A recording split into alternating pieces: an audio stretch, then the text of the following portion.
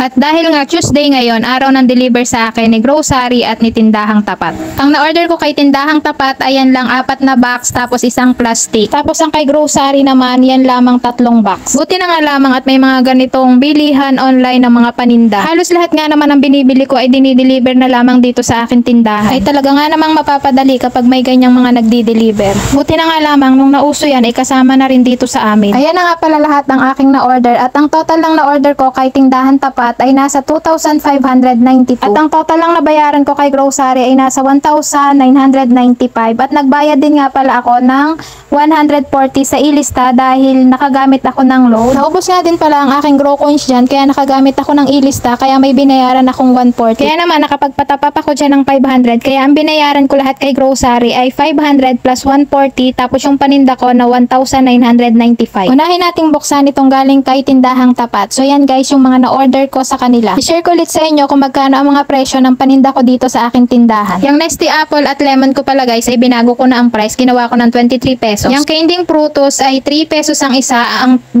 peraso ay 5 pesos. Chocolate ay 7 pesos. Fudgy Bar 9 pesos. Payless 21 pesos. Tapos yung mga candy ay piso isa. Tapos yung malaki ang tubo dyan, yung Yaki. Kasi nasa 21 pesos lang yung puhunan. Bigla nga pala ako napatigil dyan sa pagdi-display at pag-haul dahil biglang may bumili. Dati nga pala kapag may dumating akong paninda, sa loob ko pa talaga yun binubuksan at dun pa ako nag-video-video. Ang kagandahan ngayon, nakakapag-display, nakakapag-vlog at nakakapagbenta pa ako. Dahil nasuklian ko na itong bumili, ituloy na natin itong pag-haul natin. So ayan, mga pansit canton lang, payless na big. So yung payless ay 21, pansit canton ay 16 pesos pa din. Diretso display ko na nga din pala yan kasi malapit din naman yung aking lagayan. At isa pa, wala na rin akong mga naka-display na ibang flavor ng pansit canton. Napakabenta nga pala ng mga pansit canton. Dahil sa tuwing nag-order ako, hindi talaga mawawala yung mga pansit canton. At yan na nga, natapos na nating i-display ang mga pansit canton at mag-haul naman ulit tayo. So ayan, yung Yaki ay 21 yung puhunan yan.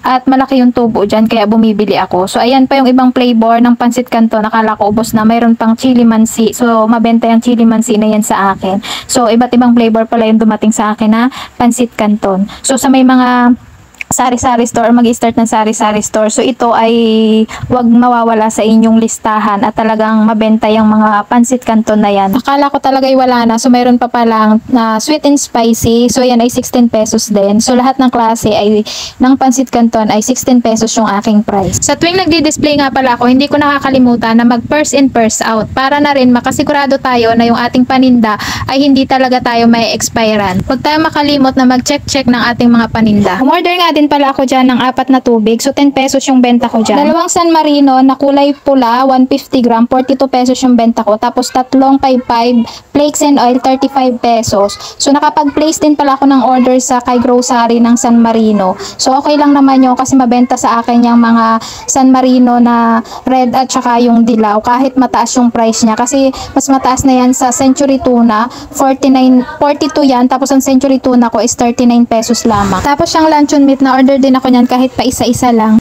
95 pesos nga pala ang benta ko dyan sa luncheon meat. Tapos sa Youngstown ay 25 pesos. Tapos yung CDO na maliit 100 gram is 23 pesos. So ganun din sa sardinas kapag nagdi-display tayo kung ano yung mga dating stock, yun yung ating unang ibebenta. Tapos yun guys yung unang box, so yun yung mga laman, yung mga na-display ko. Tapos ito naman yung pangalawang box na galing kay Tindahan Tapat. So buksan natin yan kung ano-ano yung mga na-order ko kay Tindahang Tapat. So ayan guys yung laman. So yan ay mga lang, yung kape na gray taste, so yun ay 24 pesos. Tapos yung Knorr cubes na chicken at pork ay tig 7 pesos din. So yung ibang paninda ay diretso display ko na rin basta malapit yung lagayan. So yung sampalok ay 8 pesos yung maliit yon.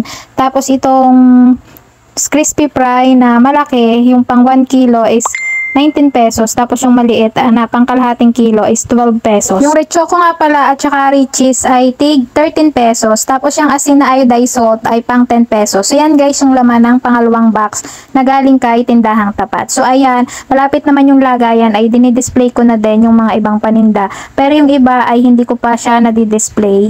So ayan yung mga riches ko at red choco. So yan dating 12, ginawa ko na siyang 13 pesos kasi mataas na din yung price niyan. Halos piso na din lang yung tubo. So, ayan naman tayo guys sa pangatlong box na galing kay Tindahang Tapat. So, ayan guys, buksan natin yung pangatlong box. So, yan yung mga na-order ko kay Tindahang Tapat. Yan yung mga laman ng pangatlong box. So, yung sister, 5 pesos yung benta ko dyan. Tapos, yung sister na blue, sky blue ba yun? So, yun ay 4 pesos. Tapos, yung bulak ay 7 pesos. Yung mga syrup na green at yellow is pang 8 pesos. Tapos yung joy ay 7 pesos. Tapos yung tatlunan na downy is 16 pesos. Tapos yung downy na sunrise na maliit ay 7 pesos. Kala, 15 pesos. Dalawang tayong kala. So parang naka-order din ako niyan kay grocery.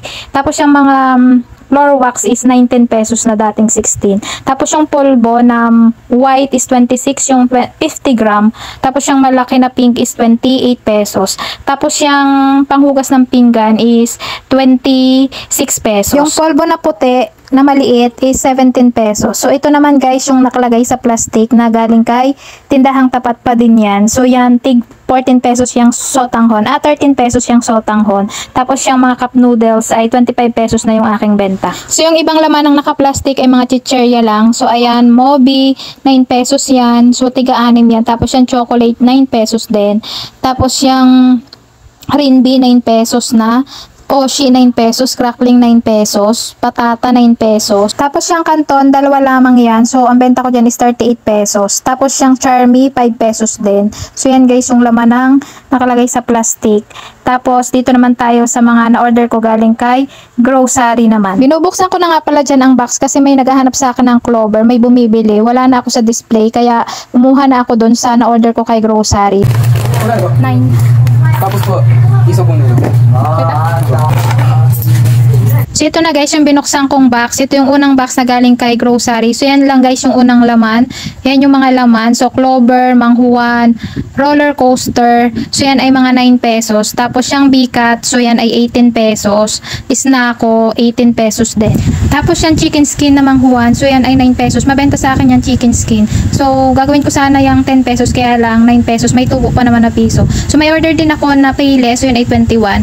Tapos yung Presto ay 8 pesos yung aking benta. Tapos, yung alak na gin bilog, 65, 4 ay 125. So, may mga dilata din. So, yan yung mga dilata ko. Mega, 26 pesos. Fresca, 29 pesos yung benta ko dyan. Tapos, may San Marino rin akong na-order. So, yan ay 42 pesos. Meron din akong na-order sa Tindahang Tapat. So, nagdoble. Tapos, yung corn sardines na mega. So, yan ay 18 pesos. Maraming bumibili niyan.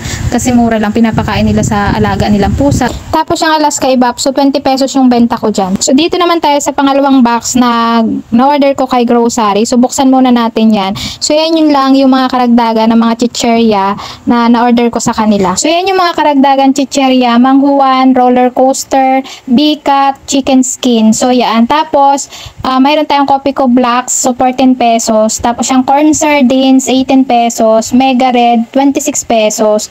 Tapos, yung San Marino, 42. Tapos, yung Payless na Pansit Canton, 21 pesos. So, ayan yung mga na-order ko. So, i-display na rin natin yung Payless. So, ayan yung lagayan ko ng aking mga Pansit Canton. So, mabilis lang maubos yung mga Pansit Canton na yan. Dati nga pala, yung mga Pansit Canton ko na yan ay nakalagay dun sa patungan kong kahoy. Kaya lang, inalis ko dun kasi nga nilalanggam. Kaya dyan ko na lang siya nilagay. So, simula naman dyan, nang nilagay ko ay hindi naman na siya nilalanggam. So, display na rin natin yung mga dilata. Ayan, yung mga natirang dilata para wala na akong masyadong gawin.